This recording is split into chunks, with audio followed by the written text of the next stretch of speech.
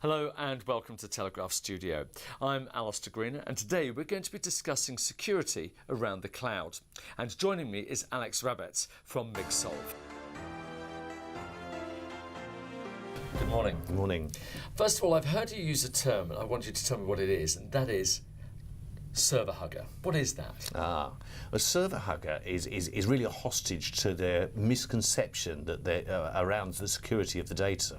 So you talked there about misconceptions. What are those misconceptions? Well, one of the biggest misconceptions is that the servers need to be next door, where the server hugger can actually touch and feel the environment, whereas actually they can do everything remotely. And in having it next door, they think it's more efficient as well, whereas actually it's not. It's less efficient and it's less secure. So how do you find that balance between security and inefficiency? Well, the ideal is to use a data center so you can take advantage of the efficiencies in a purpose-built environment, but also the data center should be offering you a much higher level of security. So if I come and work with you, how do you get that balance between the two? Well, we run one of the most efficient data centers in the UK anyway, but we also have one of the most secure. Because of our location, we're able to offer a much higher level of security than you can, say, for example, in London. So is this a bit of a one-size-fits-all? Absolutely not. You can't have one-size-fits-all. What your requirements might be completely different to the next organisation's, because you might need more power, they might need more security, you might need better communications or different communications. So there is no such thing as one-size-fits-all. So where do you think organisations are wasting money when they move towards data centres and security that way? Well, I think that they waste money on a number of things. I mean, first of all, they're wasting money because they don't understand all of the costs up front. So consequently, they are looking at higher costs, higher operational costs further down the line. So when companies make these transitions, what are the sort of steps that they should be doing to reduce these costs?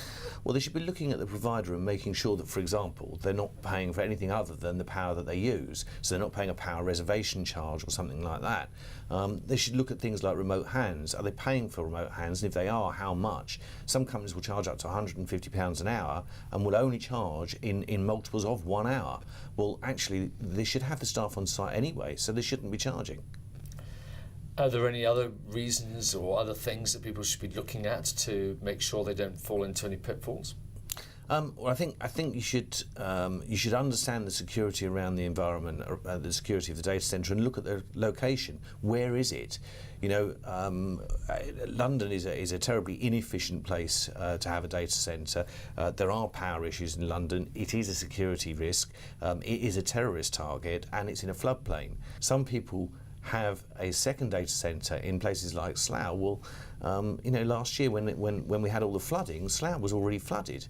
You know, plus the fact that do I really want to be sitting on the M4 in the same traffic jam as everybody else, going to share the same resources, which may or may not be available to me? So if not London or the M4 corridor, where?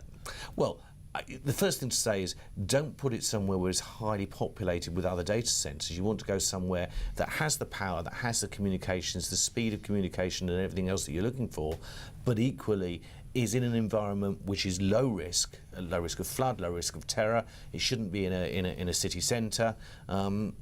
And it should be far enough away from you that in the event that there was a disaster, you're not going to get caught by an area that's cordoned off by the police or other security services, and you're actually going to be able to get to the data centre when you need to.